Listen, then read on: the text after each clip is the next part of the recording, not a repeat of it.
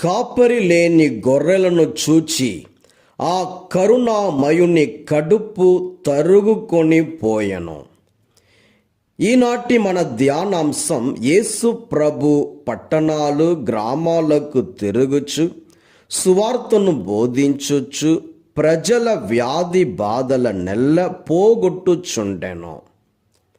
ప్రియులారా, ప్రభువునకు మన బాధలు, కష్టాలు, సమస్యలు సమస్తము విదితమే. మనము చేయవలసినదల్లా ఒక్కటే, మన జీవిత సర్వస్వాన్ని ఆయనకు సమర్పిస్తే మన జీవితాలను ఒడ్డుకు చేర్చే నావికుడిలా మారిపోతాడు.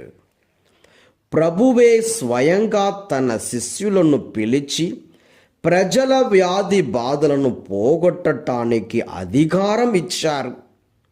ఈనాటి సువిశేష పట్టణములో మత్తయి సువార్త 9:35 నుంచి అధ్యాయము 10:1 వరకు మరియు 5 నుంచి 8 వరకు, ఈనాటి సువిశేష పట్టణంలో మీరిక విలపించనవసరం లేదు, మనము చేయవలసినది దేవుని సహాయము అర్థించడమే.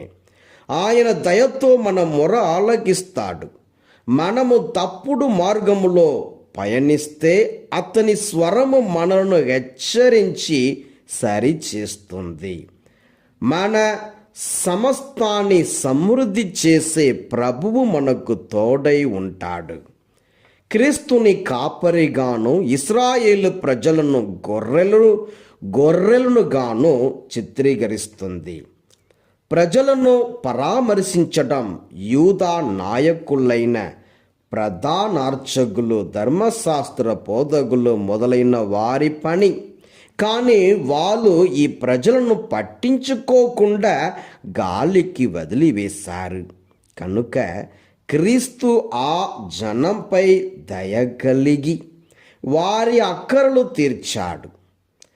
వారికి దైవరాజ్యాన్ని బోధించి వారి వ్యాధి బాధలు తొలగించాడు. అతడు ప్రధానంగా కరుణగల మంచి కాపరి. దేవుడు మీ కుటుంబాన్ని దీవించునుగాక. ఆమేన్.